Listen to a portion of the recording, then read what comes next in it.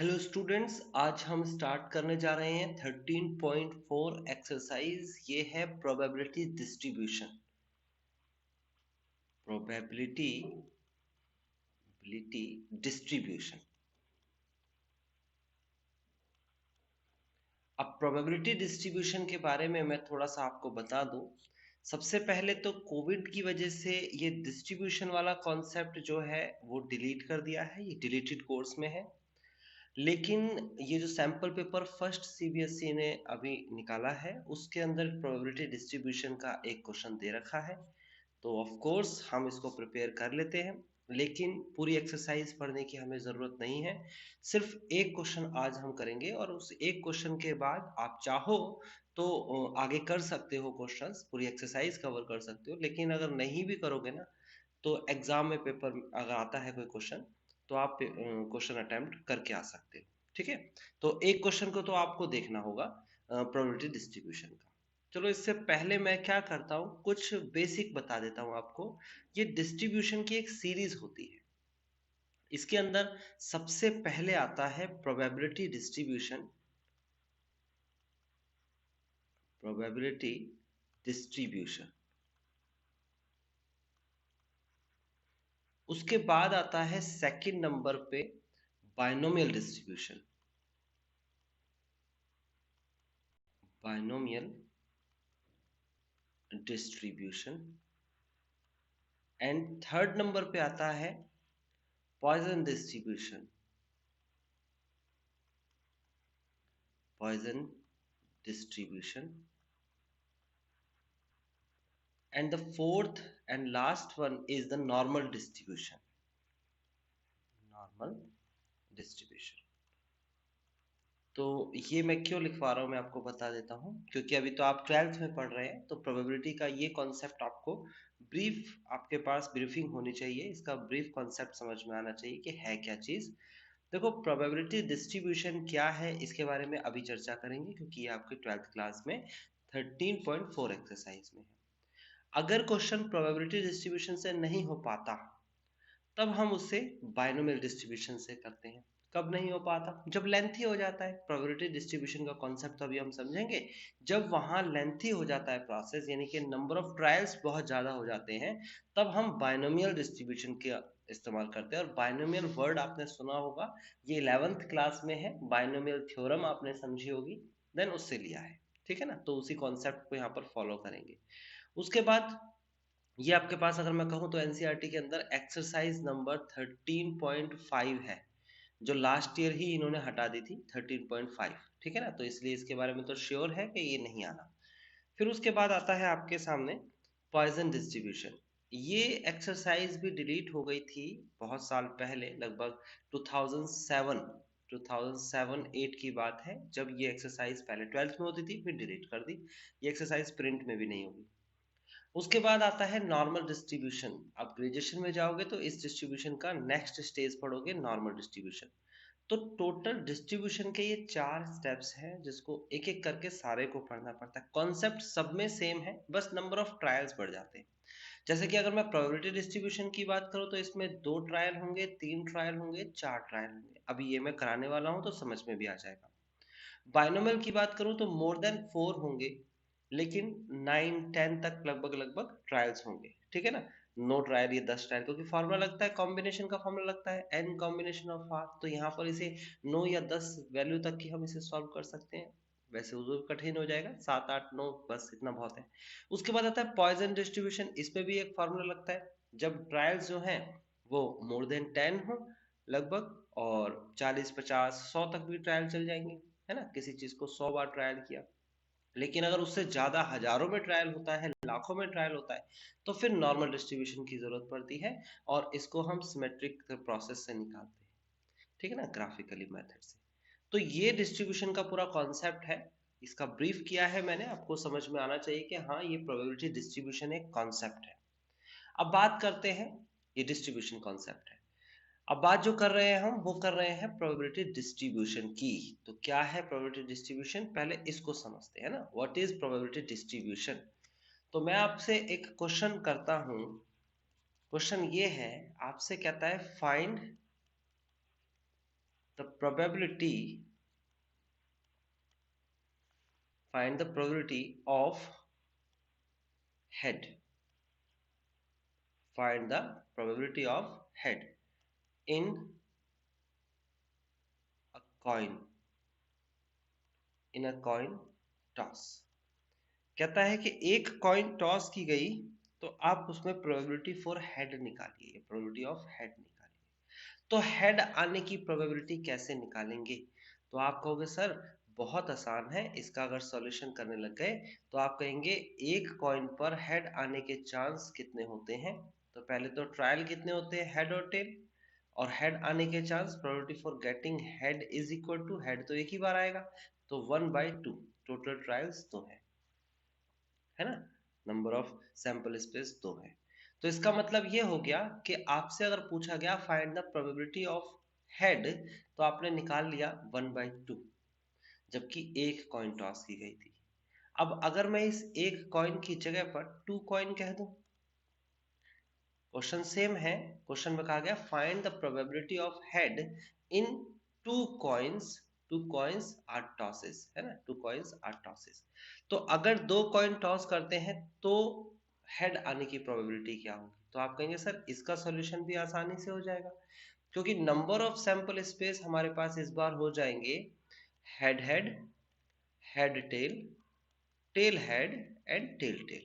Okay, 4 case हो गए, ठीक है, फाइन, समझ में आ गया। तो अब यहाँ पर स्टूडेंट्स जो है अपने परसेप्शन से आंसर्स देंगे, यानी कि अपना अपना परसेप्शन होगा। कोई स्टूडेंट कह रहा है कि भाई आपने पूछा है नंबर ऑफ हेड, तो स्टूडेंट ने कहा 1/4 इसका आंसर होगा। अभी फिलहाल मैं आपसे आंसर तो नहीं पूछ रहा, बट आप सोचिए कि आपका आंसर क्या होगा। आपका आंसर हो सकता है 1/4।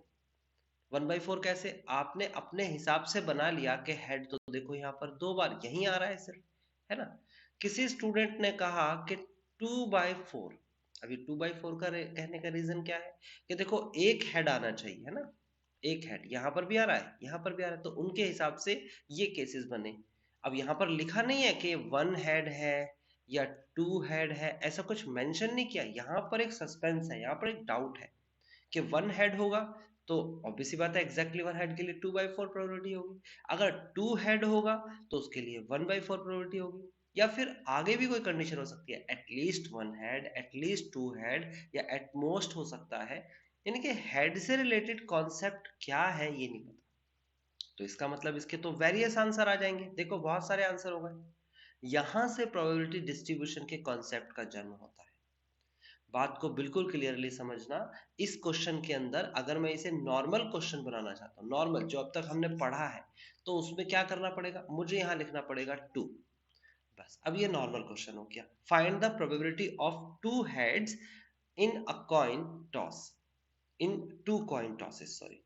तो अगर 2 कॉइन टॉस करेंगे तो 2 हेड की प्रोबेबिलिटी पूछ रहा है, 2 हेड, एग्जैक्टली 2 हेड, तो 2 हेड आने की प्रोबेबिलिटी कितनी होगी, 1/4। डायरेक्ट प्रोबेबिलिटी है, ये आपने पढ़ लिया होगा। मैं कह रहा हूं ये वाला 2 जो है ये मेंशन नहीं है, ये सब कुछ मेंशन नहीं है, ये एक कॉइन भी मेंशन नहीं है, 2 कॉइन टॉस कर रहे हैं। एक कॉइन के केस में भी आसान था क्योंकि इसमें ऑप्शन ही एक था, लेकिन यहां तो बहुत सारे ऑप्शंस हो गए ना, तो इसी कॉन्सेप्ट को हम डिस्ट्रीब्यूशन बोलते हैं। यहाँ प्रोबेबिलिटी डिस्ट्रीब्यूट हो गई। तो मेरे हिसाब से समझ में आ गया आपको प्रोबेबिलिटी डिस्ट्रीब्यूशन का जन्म कैसे होता है। ठीक है, अब आपको इसके क्वेश्चन कैसे मिलेंगे? या तो क्वेश्चन में मेंशन करेगा कि डिस्ट्रीब्यूशन, प्रोबेबिलिटी डिस्ट्रीब्यूशन क्वेश्चन में मेंशन करेगा, ओके, या फिर इस तरीके से आपको आइडेंटिफाई करना पड़ेगा। सेकंड, कि जो डिस्ट्रीब्यूट होता है, डिस्ट्रीब्यूट वो कभी एक को नहीं करते। अब सोचिए कि आपके पास एक पेन है, एक पेन है, ठीक है ना, और इस पेन को आपको डिस्ट्रीब्यूट करना है, तो आप डिस्ट्रीब्यूट नहीं कर सकते क्योंकि इस पेन को आप किसी को दे सकते हो, यानी कि एक पेन है तो एक जने को दे सकते हो। लेकिन अगर आपके पास मोर देन वन, यानी कि 2 पेन है, 3 पेन है, 4 पेन है, ऐसे, तो आप 2 पेन को डिस्ट्रीब्यूट कर सकते हो, किसी एक को भी दे सकते हो, 2 जनों को अलग अलग भी दे सकते हो। 3 पेन है तो एक को दे सकते हो, 2 जनों को दे सकते हो, 3 अलग अलग लोगों को दे सकते हो, ऐसे डिस्ट्रीब्यूशन के केसेस बन जाते हैं फिर। यानी कि इसका मतलब हो गया कि अगर आपको डिस्ट्रीब्यूट, प्रोबेबिलिटी डिस्ट्रीब्यूट या फिर डिस्ट्रीब्यूशन की प्रोबेबिलिटी सीखनी है, तो ये बिल्कुल क्लियर है कि उसमें एक वाला केस तो नहीं आएगा, मोर देन वन आएगा। इसका मतलब या तो 2 का केस होगा, या 3 का केस होगा, या 4 का केस होगा। यानी कि यहाँ पर या तो 2 कॉइन टॉस की गई है, या फिर यहाँ 3 कॉइन टॉस की जाएगी, या फिर यहाँ पर 4 कॉइन टॉस की जाएगी। ठीक है ना, कॉइन टॉस करेगा, कार्ड ड्रॉ करेगा, डाइस थ्रो करेगा, ये कुछ भी केसेस आएंगे, अभी हम देखने वाले हैं वन बाय वन। तो क्लियर हो गया यहाँ तक का कॉन्सेप्ट डिस्ट्रीब्यूशन क्या है। अब हम अपने इस एक्सरसाइज पर चलते हैं, जिससे आपको क्लियर हो जाएगा कि क्या है कॉन्सेप्ट। ठीक है ना, देखो ये एक्सरसाइज आपके सामने है। इस एक्सरसाइज में जो डिलीटेड कोड्स है, जो स्टूडेंट्स थोड़ा मिसपरसेप्शन लेके आते हैं, उसके अकॉर्डिंग यहाँ पर क्या डिलीट है और क्या नहीं है। जो पीडीएफ आई थी सीबीएसई की तरफ से, वहां पर क्या चीज मेंशन करी थी मैं बता देता हूँ। उन्होंने कहा था कि ये जो केसेस है ना, ये वाले केसेस जिसमें मीन निकालना है। ठीक है ना, देखो लिखा हुआ है ना, एक्सपेक्टेशन ऑफ एक्स का मतलब मीन होता है। उसके बाद इसे ऐसे भी रिप्रेजेंट करते हैं जिसमें वेरिएंस निकालना है। देखो ये नाम आपने सुने होंगे, स्टैंडर्ड डेविएशन निकालना है। ये स्टेटिस्टिक्स में नाम थे, 11th क्लास की मैथ्स की बुक में स्टेट्स में नाम थे, वेरिएंस और स्टैंडर्ड डेविएशन। तो यहाँ पर मीन, वेरिएंस और स्टैंडर्ड डेविएशन, यानी प्रोबेबिलिटी में जब मीन, वेरिएंस और स्टैंडर्ड डेविएशन निकालना है तो इस वाले कॉन्सेप्ट को डिलीट कर दिया गया है। ये कॉन्सेप्ट था, लेकिन स्टूडेंट्स का परसेप्शन है कि भाई इसमें प्रोबेबिलिटी डिस्ट्रीब्यूशन भी डिलीट कर दिया है। तो आपको डिस्ट्रीब्यूशन करना चाहिए, क्योंकि मैंने बताया आपको सैंपल पेपर में आया भी था, तो उन्होंने दिया होगा। तो एक बार इसे कर लेते हैं, बहुत आसान है। एक क्वेश्चन मैं कराऊंगा, बाकी का हिंट दे दूंगा। अगर आपको कुछ जानना होगा उसके बारे में तो मुझे कमेंट करके पूछ लेना। ठीक है, देखो यहाँ पर कहता क्या है, कहता है आपको पूछा है क्वेश्चन में कि इनमें से कौन सी प्रोबेबिलिटी नहीं है। नॉट, ये नॉट लिखा है, नॉट प्रोबेबिलिटी डिस्ट्रीब्यूशन। तो ये टेबल बना रखी है आपके सामने। ये एक टेबल है, डिस्ट्रीब्यूशन टेबल। इसको हम अभी क्रिएट करेंगे। पहले तो क्रिएट करी हुई टेबल को देख लेते हैं। आपको पता होना चाहिए कि total probability is equal to 1 होती है। अगर ये बात पता है तो बहुत आसान है। आप क्या करेंगे, आप इस प्रोबेबिलिटी को, देखो प्रोबेबिलिटी 4x दे रखा है ना, इसको जोड़ देंगे। यहाँ पर प्लस का निशान लगा देंगे, यहाँ आंसर लिख देंगे। तो 4 और 4 8 और 2 10, 1.0 आ गया। तो इसका मतलब ये तो एक प्रोबेबिलिटी डिस्ट्रीब्यूशन की टेबल है। ओके, अगर हम इसकी बात करें तो इसको ऐड कर देते हैं। इसको ऐड करेंगे तो इस माइनस से ये प्लस कट जाएगा, 5 और 2 7 और 3 10, यानी कि 1.0 आ गया। लेकिन ये प्रोबेबिलिटी डिस्ट्रीब्यूशन नहीं। टोटल प्रोबेबिलिटी 1 तो होता है, ठीक है, लेकिन यहाँ पर याद रखने वाली बात यह भी है कि प्रोबेबिलिटी कभी भी माइनस में नहीं होती। तो यहाँ तो माइनस में दे रखा है आपको 0.1, तो ये प्रोबेबिलिटी डिस्ट्रीब्यूशन की टेबल नहीं कहलाएगी। बस ये हाँ और नहीं का जवाब देना है। 1 नंबर का क्वेश्चन आएगा, आप इसे समझ सकते हैं, आसान है, आप कर सकते हैं यहाँ तक। ठीक है ना, उसके बाद आपको मैं क्वेश्चन जो करा रहा हूँ पहले उस पर चलते हैं, फिर मेन क्वेश्चन जो है ना। मेन क्वेश्चन हमारा क्वेश्चन नंबर 4 है। जिसने ये 4 क्वेश्चन कर लिया उसने ये पूरी एक्सरसाइज कर ली। मैं पूरी एक्सरसाइज सिखा सकता हूं अगर आपने ये 4 क्वेश्चन कर लिया तो। ओके, तो मैं सिर्फ 4 क्वेश्चन आज की क्लास में कराऊंगा, अच्छे से समझिएगा और सारे का हिंट दे दूंगा, आप खुद कर लेंगे, खुद इतने एबल हो जाएंगे, कर सकते हैं। तो फोर्थ क्वेश्चन में आपसे क्या कहा गया है, देखिए कहता है find the probability distribution of, देखो स्पेसिफिक मेंशन कर दिया। ठीक है, किसका डिस्ट्रीब्यूशन निकालना है, कहता है number of heads in two tosses of a coin. दो कॉइन को दो बार टॉस किया है ना, to tosses of a coin, एक कॉइन को दो बार टॉस किया। तो नंबर ऑफ सैंपल स्पेस क्या होते हैं, हेड हेड हो सकते हैं, हेड टेल हो सकता है, टेल हेड हो सकता है और टेल टेल हो सकता है। 4 केसेस। आपसे कहता है नंबर ऑफ हेड्स निकालना है, नंबर ऑफ हेड्स का डिस्ट्रीब्यूशन करना है। तो भाई इसको तो कैसे निकालें, तो इसके लिए एक कॉन्सेप्ट बनाया गया है, उसको प्रॉपरली मैं लिख के दिखाऊंगा। आप इसको समझ लीजिए, क्वेश्चन एनसीईआरटी ओपन कर लीजिए, आपको समझ में आ जाएगा। और मेरे साथ साथ लिखते जरूर जाइए, बिना लिखे काम नहीं चलेगा, सिर्फ एक ही क्वेश्चन कराने वाला हूं तो लिखना होगा। फोर्थ क्वेश्चन का मैं फर्स्ट पार्ट करा रहा हूं, जिसमें से दो कॉइन टॉस कर रहा है। ठीक है ना, सबसे पहला स्टेप जो इसका होता है वो स्टेप क्या है, आप लेट करेंगे, let probability for success to getting head in a coin. क्या बोला मैंने, इन अ कॉइन, यानी कि कॉइन 2 टॉस हो रही है, 3 टॉस हो रही है, 4 टॉस हो रही है। 4 से ज्यादा डिस्ट्रीब्यूशन प्रोबेबिलिटी डिस्ट्रीब्यूशन में नहीं आएगा, फिर बाइनोमियल का हिस्सा हो जाएगा वो, ठीक है। तो 2 कॉइन टॉस कर रहा है, 3 कॉइन टॉस कर रहा है या 4 कॉइन टॉस कर रहा है, आपको एक कॉइन ही लेनी है, यानी कि आपको सिंगल यूनिट लेनी है, वो यूनिट आपको बता दिया गया। तो probability for success to getting head in a coin is equal to P. आपने उसे क्या मान लिया? P. Probability for not success, या फिर कह सकता हूं नॉट गेटिंग, हेड नहीं आया, एक कॉइन पर हेड नहीं आया, इसकी प्रोबेबिलिटी क्या होगी? नॉट सक्सेस और नॉट, और कह सकता हूं नॉट गेटिंग, है ना, हेड। तो हेड नहीं आया, इसकी प्रोबेबिलिटी को हमने क्या मान लिया? क्यू मान लिया। तो पहला, सबसे पहला स्टेप हर क्वेश्चन का क्या होगा? P probability for success in a coin और Q probability for not success in a coin. बहुत सिंपल है, तसल्ली से समझने की कोशिश करिए। देखो मैं बिल्कुल क्लियरली समझा रहा हूँ। एक ही क्वेश्चन कराऊंगा तो आपको कोई हड़बड़ी नहीं होनी चाहिए उसे करने की, ठीक है ना। चीजें सीखनी है तो एक में ही सीख जाओगे, नहीं करने के लिए तो बहुत सारे क्वेश्चंस आपको इसके सॉल्यूशंस अवेलेबल हो जाएंगे, नहीं आता है दिमाग में। ओके, चलो यहां तक का समझ में आया। अभी आगे क्या कर लेते हैं? आगे हम p की वैल्यू लिखते हैं। तो एक कॉइन पर हेड आने की प्रोबेबिलिटी क्या होती है? 1/2। नहीं आने की प्रोबेबिलिटी क्या होती है? 1 माइनस 1/2 कर सकते हो आप, तो 1/2। और एक तरीका होता है 1/2 भी कर सकते हो डायरेक्टली, आपको पता है हेड नहीं आएगा तो टेल आएगा। तो p की वैल्यू आपके सामने है, q की वैल्यू आपके सामने है। ओके, उसके बाद आप लिखोगे x be the random variable, x be the random variable of getting head, यानी कि जिसके बारे में पूछा जा रहा है वही होगा यहाँ पर है। तो x भी द रैंडम वेरिएबल मतलब क्या? कि x जो है कुछ भी हो सकता है। x जो है वो जीरो हेड भी हो सकता है। जीरो हेड का मतलब क्या पता है? कि आप एक बार भी सक्सेस नहीं हुए, आपने कॉइन 2 बार टॉस करी बट आप एक बार भी सक्सेस नहीं हुए। और x की वैल्यू 1 भी हो सकती है। 1 का मतलब ये हुआ कि आप एक बार सक्सेस हुए हो। x का मीनिंग 2 भी हो सकता है, इसका मतलब 2 कॉइन टॉस करिए और आप दोनों बार सक्सेस हुए। देखिए आपको मैं बताता हूं किस तरीके से। जैसे कि एक कॉइन है ये, दिस इज अ कॉइन। आपने इसे 2 बार टॉस किया है, यानी कि एक बार यहाँ पर आपका हिस्सा आया, यहाँ पर सरफेस, एक बार ये सरफेस। आप दोनों बार जब देखते हो तो यहाँ पर भी टेल लिखा हुआ है, यहाँ पर भी टेल लिखा हुआ है। यानी कि इसका मतलब पहले केस में आप आए, आपने 2 बार कॉइन टॉस करी और एक बार भी आप सक्सेस नहीं हुए, आपका एक बार भी हेड नहीं आया, है ना। हेड आना सक्सेस था आपके लिए।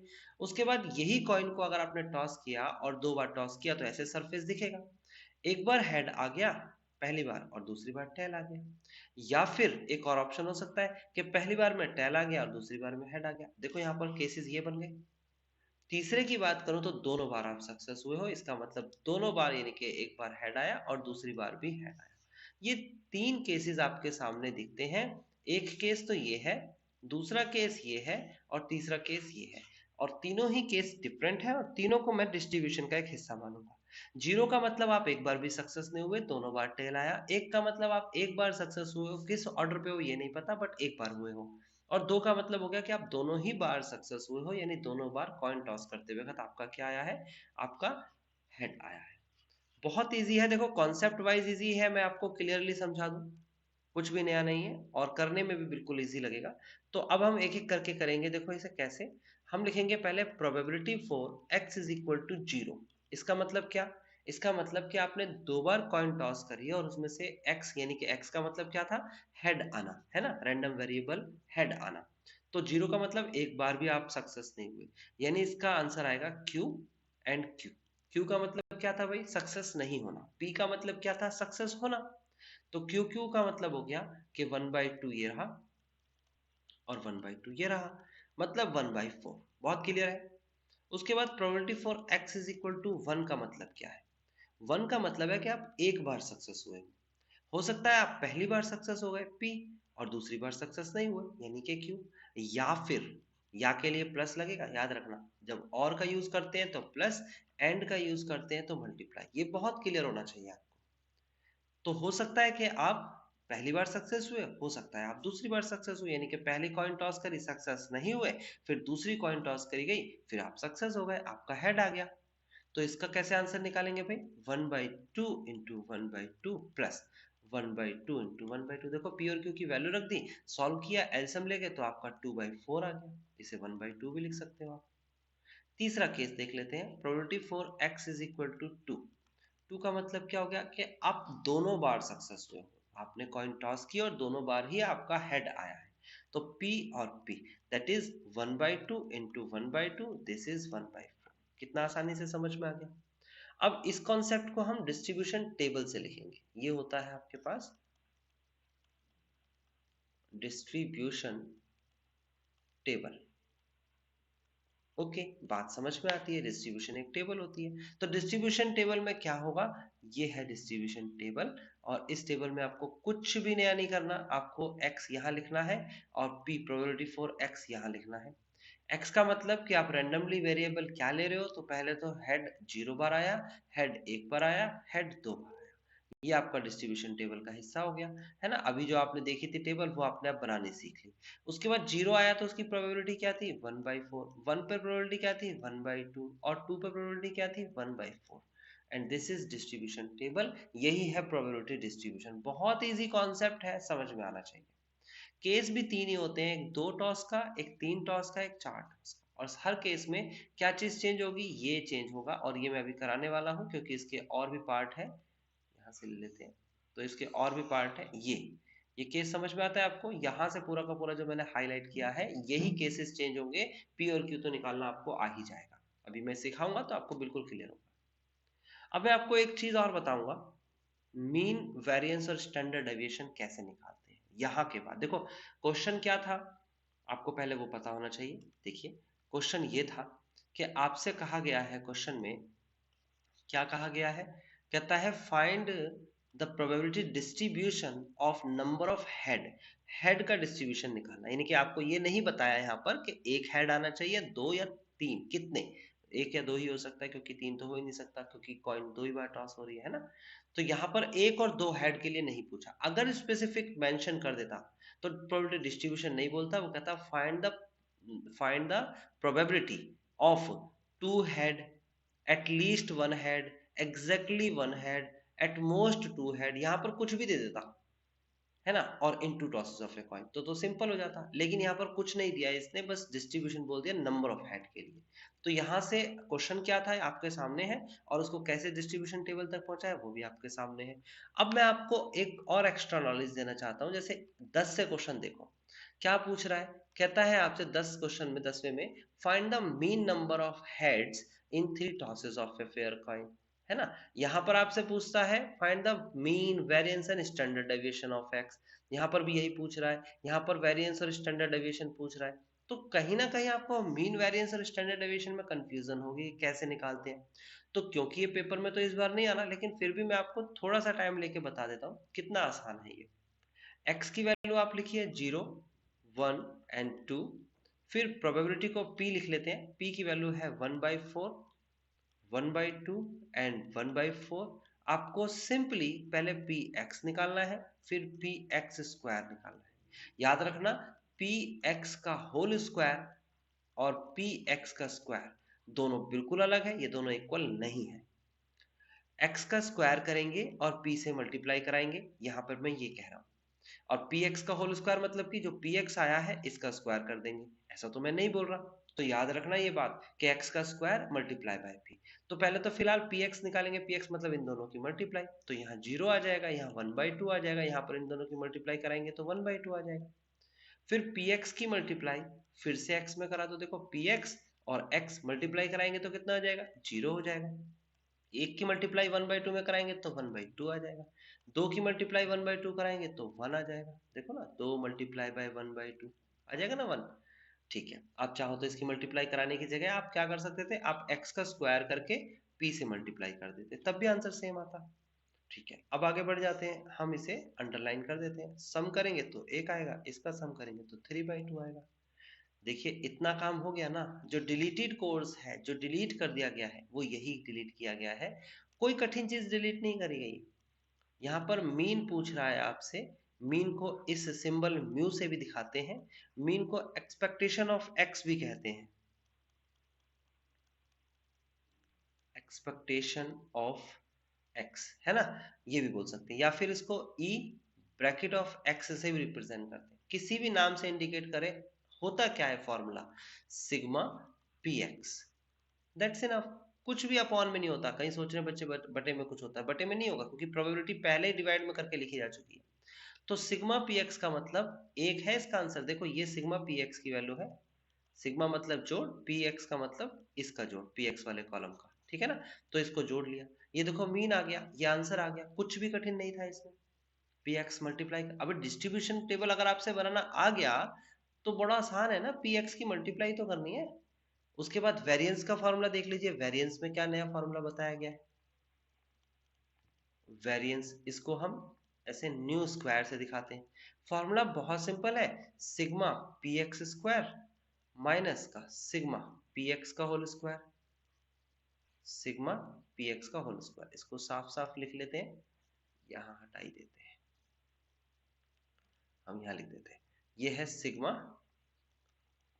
P X square minus sigma P X का होल स्क्वायर। कितना आसान फॉर्मूला है, देखो पी एक्स का स्क्वायर मतलब कि ये हो गया पी एक्स स्क्वायर, है ना, यानी कि 3/2, है ना, स्क्वायर थोड़ी करेंगे, स्क्वायर तो ऑलरेडी था इस कॉलम के अंदर, इसको जोड़े ही तो है बस।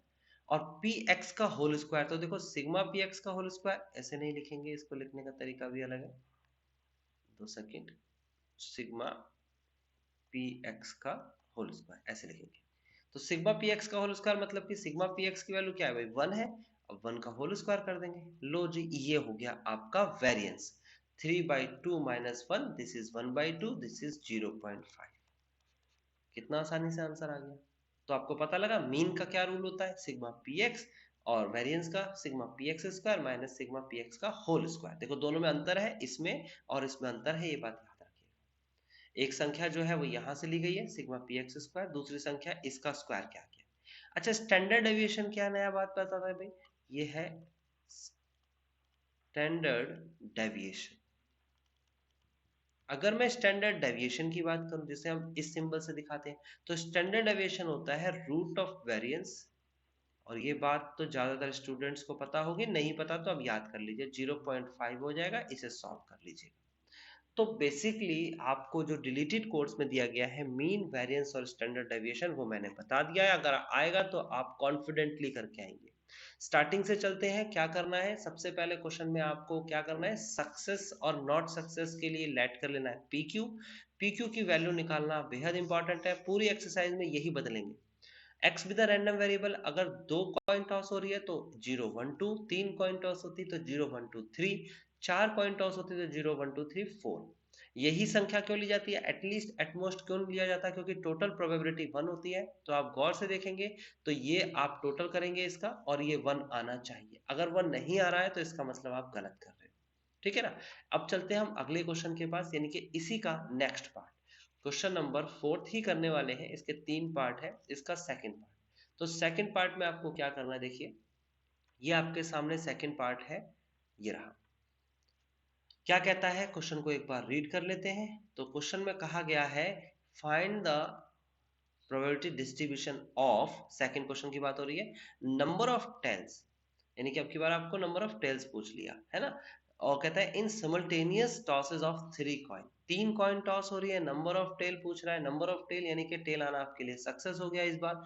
तो लिखिए मेरे साथ साथ, आप लिखेंगे let probability for success to getting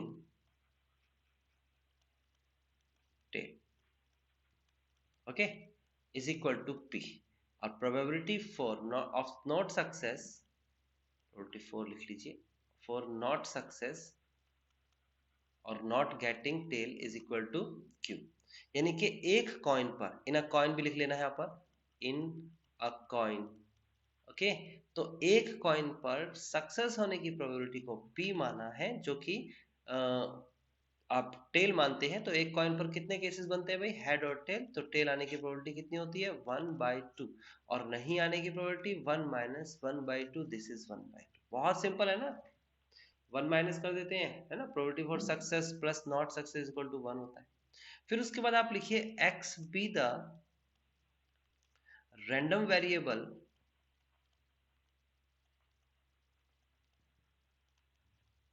off getting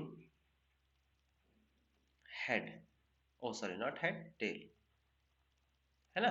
तो x को हमने मान लिया रैंडम वेरिएबल, यानी कि कोई भी आ सकता है, रैंडम वेरिएबल मतलब रैंडमली कोई भी वेरिएबल आ सकता है, तो 0 हो सकता है, 1 हो सकता है, 2 हो सकता है और 3।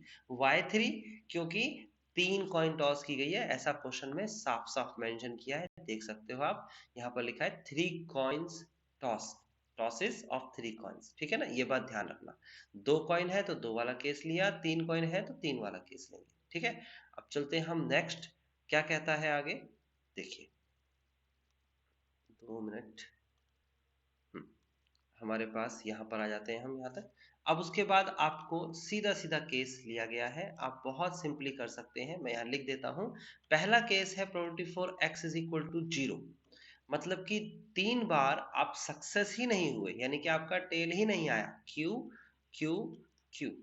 दूसरे में क्या बोल रखा है इसने, x इज इक्वल टू 1, मतलब आप एक बार सक्सेस हुए। हो सकता है कि आप पहली बार सक्सेस हो गए, आपने कॉइन टॉस करी, आप सक्सेस हो गए, आपका टेल आ गया, उसके बाद दूसरी और तीसरी बार आप सक्सेस नहीं हुए। या फिर ऐसा हो सकता है, यहाँ के लिए प्लस लगेगा, आप पहली बार सक्सेस नहीं हुए, दूसरी बार हुए और तीसरी बार सक्सेस नहीं हुए।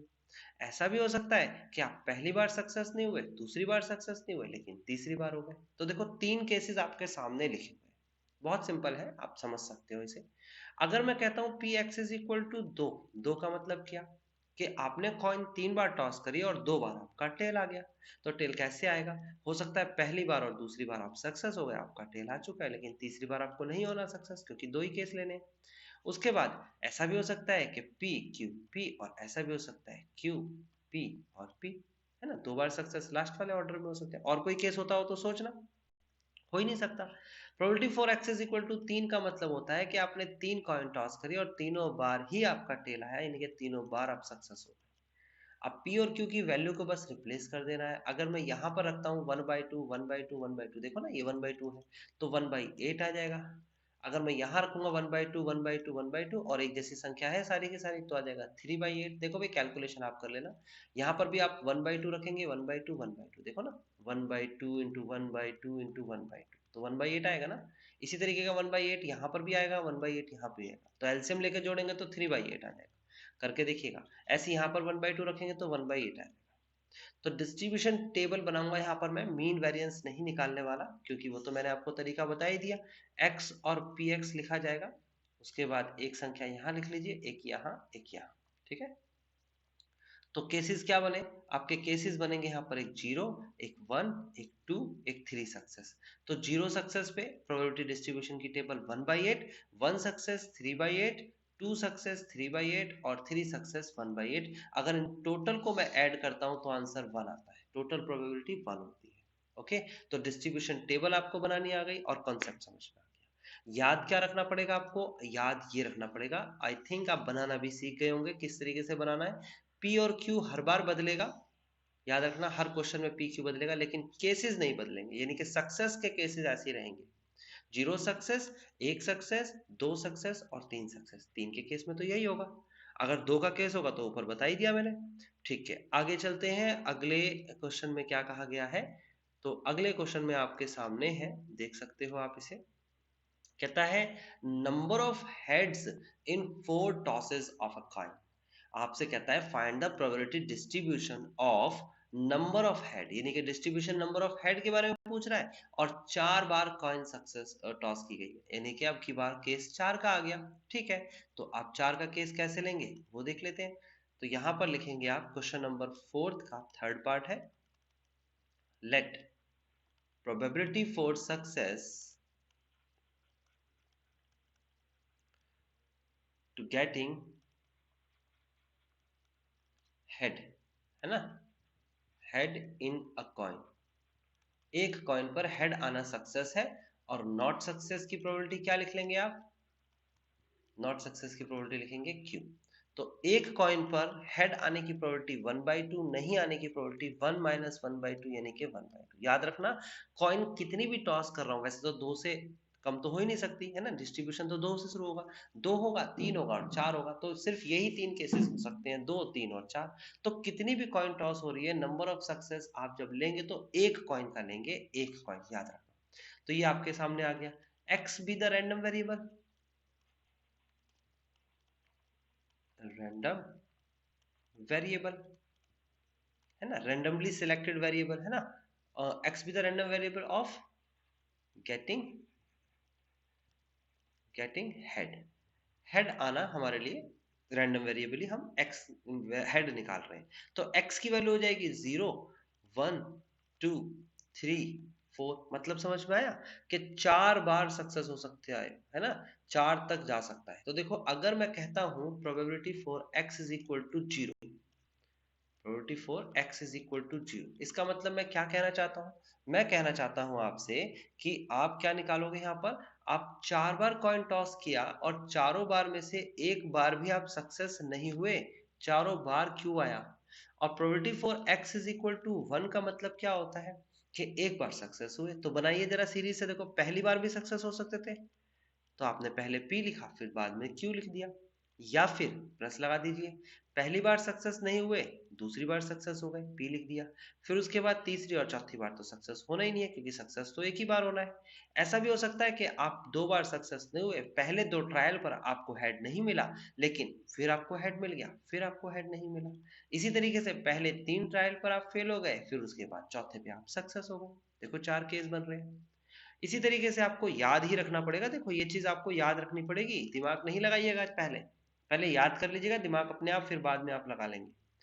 2 सक्सेस का मतलब हो सकता है कि पहले 2 ट्रायल पर आपको सक्सेस मिले और बाकी के 2 ट्रायल पर आपको फेलियर मिले।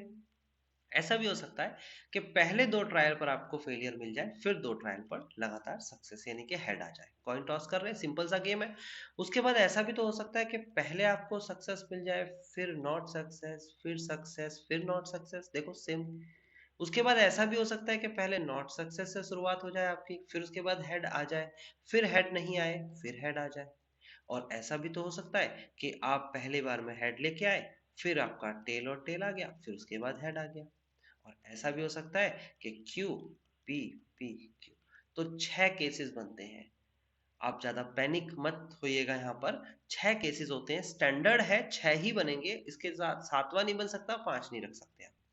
तो आप एक बार कोशिश करिएगा, पहली बार देख रहे हैं तो हो सकता है आपको बहुत बड़ा सा केस लग रहा हो, लेकिन ये 6 बहुत आसानी से समझ में आते हैं। पहली बार में 2 सक्सेस आगे, फिर 2 सक्सेस पीछे, फिर उसके बाद P Q P Q, Q P Q P, फिर उसके बाद पी क्यू क्यू पी, फिर उसके बाद क्यू पी पी क्यू। इस तरीके से बच्चे याद कर लेते हैं, आप भी ऐसे याद कर सकते हैं, लेकिन आपको बनाने 6 ही केस हैं, कोई भी छूटेगा नहीं, है ना। अब उसके बाद अगले पे चलते हैं, अगला है probability for x is equal to 3। 3 का मतलब 3 बार आप सक्सेस हुए, कॉइन 4 बार टॉस हुई है, आप सक्सेस 3 बार हुए। तो इसका क्या केस बनेगा भाई, p p p और q 3 बार सक्सेस हुए। ऐसा भी हो सकता है कि p p q p इस ऑर्डर पे। ऐसा भी हो सकता है कि पहले सक्सेस हुए, फिर सक्सेस नहीं हुए, फिर सक्सेस, फिर सक्सेस। ऐसा भी तो हो सकता है कि पहले ही नॉट सक्सेस यानी कि टेल आ गया, फिर उसके बाद 3 बार आपका हेड आया। 4 केसेस बनेंगे जैसे कि 1 के केस में था। और probability for x is equal to 4 का मतलब क्या होता है कि चारों ही केसेस में आप सक्सेस हुए। अब इसमें p और q की वैल्यू रख दीजिएगा, तो आप जैसे ही 1/2 वैल्यू रखोगे तो यहाँ 1/16 आ जाएगा, है ना। और यहाँ पर रखेंगे तो आ जाएगा 4/16 यानी कि 1/4। यहाँ पर भी आएगा आपके पास क्या 4/16 यानी कि 1/4, और यहाँ पर भी आपका आ जाएगा, यहाँ पर क्या 1 ये आ जाएगा आपके पास, कुछ गड़बड़ हो गई नहीं, 6/16 है ना, 6/16। तो इसका मतलब कितना आ जाएगा, ये 6/16 का मतलब देखो 6 है केस, देखो 1 2 3 4 5 6 है ना, 6/16, ठीक है। 3 बटे कितना आ जाएगा ये 8, 3/8 हो जाएगा ना। उसके बाद यहाँ पर आ जाएगा 4/16 यानी कि 1/4, यहाँ पर आ जाएगा आपके पास 1/16। तो डिस्ट्रीब्यूशन टेबल क्या होगी, डिस्ट्रीब्यूशन टेबल भी बना देता हूँ मैं आपके लिए। ये x है, ये px है, यहाँ 1 0 आएगा, 1 आएगा, 2 आएगा, 3 आएगा और 4 आएगा। तो आप ऐसे लिख लीजिएगा, 0 सक्सेस, 1 सक्सेस, 2 सक्सेस, 3 सक्सेस और 4। 0 सक्सेस पर क्या आंसर आया 1/16, 1 सक्सेस पर 1/4, 2 सक्सेस पर 3/8, 3 सक्सेस पर 1/4 और 4 सक्सेस पर 1/16। This is the final answer. तो प्रोबेबिलिटी डिस्ट्रीब्यूशन की टेबल आपको समझ में आ जाती है। अब मैं आपको एक बात बताना चाहूंगा कि एक तो कॉपी पे आप ये लिख लीजिएगा, कॉपी पे आप जो लिखेंगे ध्यान रखिएगा, ये जो केसेस है, देखो मैं हाईलाइट करके चला था पहले भी, है ना, ये केसेस जो हैं ये कॉपी पे लिख लो, अच्छे से लिख लो, वैसे तो बनाना भी मैंने बता दिया है।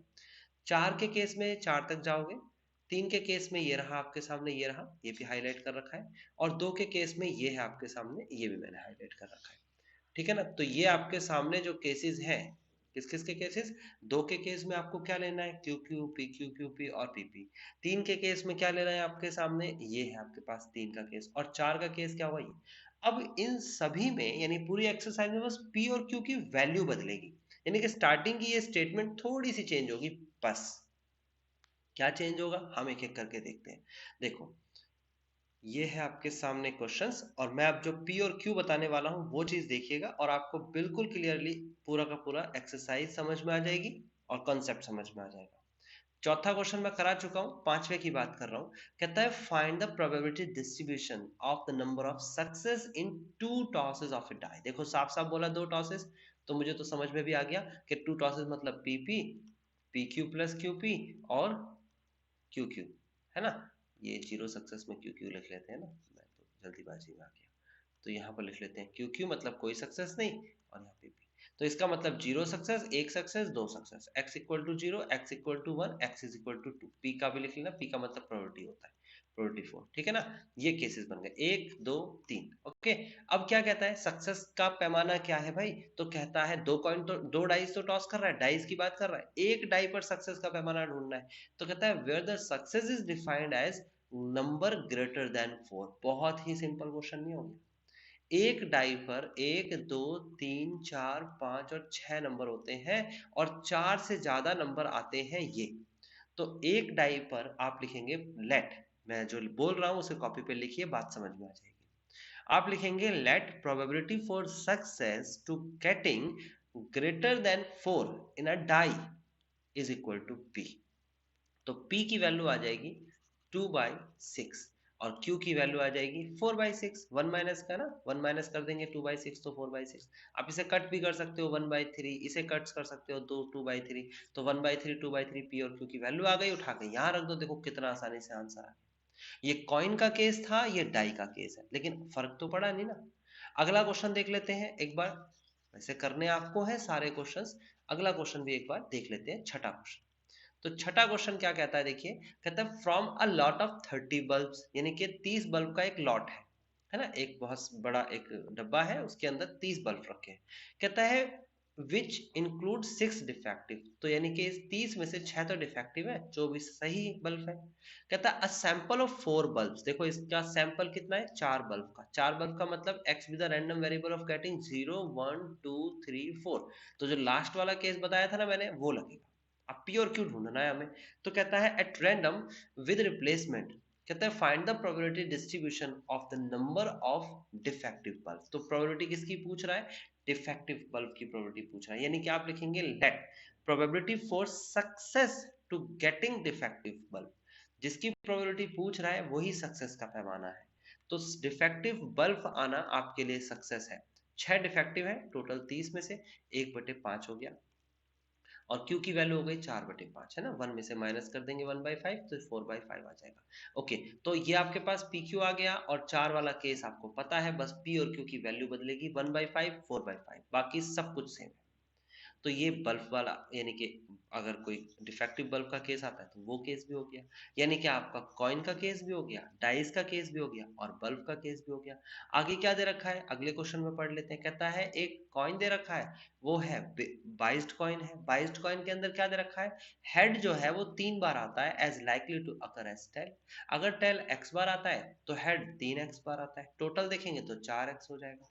तो हेड आने की probability, probability for head, head आने की प्रोबेबिलिटी 3x बटे में 4x, यानी कि 3/4 है। Probability for getting tail, tail आने की प्रोबेबिलिटी है 1x बटे में 4x, यानी कि 1/4। ये बहुत आसान है। अब सक्सेस कौन बनेगा इसमें से, ये बनेगा या ये, मुझे नहीं पता, आगे पढ़ेंगे। कहता है एक कॉइन को 2 बार टॉस किया, तो सिंपल सी बात है, अगर 2 बार कॉइन टॉस की गई तो 0 1 2 वाला केस लगेगा ना, आपको पता लग गया, क्यू क्यू फिर पी क्यू क्यू पी फिर उसका पी पी, है ना, ये केस लगेगा, मैंने बताया आपको, कॉपी पे लिख लेना है 2 3 और 4 का केस। कहता है find the probability distribution number of 10, tail आने के लिए पूछ रहा है, तो टेल आना हमारे लिए सक्सेस है। हमारे लिए सक्सेस टेल आना है, तो यानी कि सक्सेस की प्रोबेबिलिटी ये है, probability for success 1/4, not success 3/4। बाकी दो का केस है, आप खुद से सॉल्व करेंगे। ये क्वेश्चन देखो अभी प्री बोर्ड के एग्जाम में भी आया था इस टाइप का क्वेश्चन। तो इसमें क्या करना है, आपको प्रोबेबिलिटी डिस्ट्रीब्यूशन की टेबल दे रखी है और आपको पता है total probability is equal to 1 होती है, तो इस पूरे को जोड़ो और 1 के बराबर रख दो। जोड़ दो ना ऐसे, प्लस करके यहाँ प्लस, यहाँ प्लस, यहाँ प्लस, यहाँ प्लस, यहाँ प्लस, यहाँ प्लस और यहाँ प्लस, 1 के बराबर रख दो तो k की वैल्यू आ जाएगी, और k की वैल्यू आएगी 1/10 आई थिंक, 1/10। तो पहले का आंसर आ जाएगा। दूसरे के आंसर में क्या कहता है, देखो दूसरे वाले आंसर को पढ़ लेते हैं पहले एक बार। कहता है आपसे, ये है सेकंड का आंसर, कहता है x जो है वो लेस देन 3 है। तो देखो 3 से छोटा, ये 3 है, इससे छोटा क्या है, 0 है, 1 है और 2 है। तो आप ऐसे लिखेंगे, मैं यहाँ लिख देता हूँ, प्रोबेबिलिटी फॉर x जो है वो लेस देन 3 है, इसका मतलब है प्रोबेबिलिटी फॉर 0 है, प्रोबेबिलिटी फॉर 1 है, प्रोबेबिलिटी फॉर 2 है। लेस देन 3 तो यही होता है। तो 0 के लिए कौन सा केस आएगा, 0, प्रोबेबिलिटी की बात तो यही करेंगे ना। और 1 के लिए कौन सा केस आएगा, k, और 2 के लिए कौन सा आएगा, 2k। ये कैसे बना भाई, ये देखो आपके सामने डिस्ट्रीब्यूशन टेबल है, आप देख सकते हो संख्या और उसके सामने उसकी वैल्यू देखो, ये रहा 0 1 2। देखो इसकी प्रोबेबिलिटी क्या है, 0k और 2k। जब इसको ऐड करेंगे तो ऐड करने पे हमारा आंसर 3k आएगा, और k की वैल्यू तो हम निकाल चुके हैं, तो 3 इंटू 1/10, दिस इज 1/3/10। ये आंसर आ गया दूसरे का। तीसरे में कहता है आपको कि x जो है 6 से बड़ा है, तो 6 से बड़ा क्या मिलेगा, 7, तो यानी कि ये k की वैल्यू 1/10 यहाँ और यहाँ रख दीजिए। चौथे में कहता है आपसे कि 0 से बड़ा और 3 से छोटा, तो 0 से बड़ा और 3 से छोटा ये मिलेगा 1 और 2। आप इन दोनों को जोड़ दीजिए, 3/3 क्या आ जाएगा, यानी कि 3/10 आ जाएगा इसका आंसर। इसी तरीके से अगला क्वेश्चन देखो, ये घबरा जाते हैं बच्चे इसे देख के, कहते हैं ये फंक्शन टाइप की चीज कहाँ से आ गई। बहुत सिंपल है, ये भी टेबल है, बस फंक्शन की फॉर्म में दे रखा है। px का मतलब होता है प्रोबेबिलिटी, है ना, ऑफ x, और आपको आपको दे रखा है यहाँ पर कि अगर x बराबर 0 है तो प्रोबेबिलिटी k है, x बराबर 1 है तो प्रोबेबिलिटी 2k है, x बराबर 2 है तो प्रोबेबिलिटी 3k है, और अदरवाइज मतलब 3 4 5 6 के लिए प्रोबेबिलिटी 0 है। आपको पता है टोटल प्रोबेबिलिटी 1 होती है, तो इसका मतलब इस टोटल को जोड़ेंगे तो आप लिखेंगे k प्लस का 2k प्लस का 3k इज इक्वल टू 1, तो k की वैल्यू 1/6 आ गई। अगर 1/6 आ गई तो इसका मतलब आपका पहले का आंसर आ गया। सेकंड में कहता है x की वैल्यू 2 से छोटी होनी चाहिए, तो छोटी होने का मतलब हो गया ये दोनों वैल्यूज, यानी कि ये दोनों वैल्यूज, यानी कि k प्लस का 2k, है ना, ये दूसरे का आंसर दे रहा हूं मैं। तो ये हो जाएगा आपके पास 3k, और k की वैल्यू 1/6 है, तो 1/2 इज द आंसर। ऐसे इसे और इसे भी निकाल लीजिए। बाकी के क्वेश्चन आप ट्राई मत करिएगा, क्योंकि आपको मीन वेरिएंस स्टैंडर्ड डेविएशन नहीं आ रहा है, तो आप इतने ही क्वेश्चंस कर लीजिएगा। तो आपको समझ में आ गया किस तरीके से क्वेश्चंस किए जाते हैं। आप स्टार्टिंग से क्वेश्चन ट्राई करिएगा, जो डाउट होंगे वो मेरे से पूछ लीजिएगा। हालांकि ये क्वेश्चन बच्चे के परसेप्शन ये है कि प्रोबेबिलिटी डिस्ट्रीब्यूशन नहीं आ रही, लेकिन मेरे हिसाब से डिस्ट्रीब्यूशन आ रही है, लेकिन मीन वेरिएंस और स्टैंडर्ड डेविएशन का कॉन्सेप्ट जो आगे का पार्ट है वो नहीं आ रहा है। ठीक है, तो इसे मन से करिएगा, और फिनिश हो जाता है ये चैप्टर भी और हमारा ये सिलेबस भी।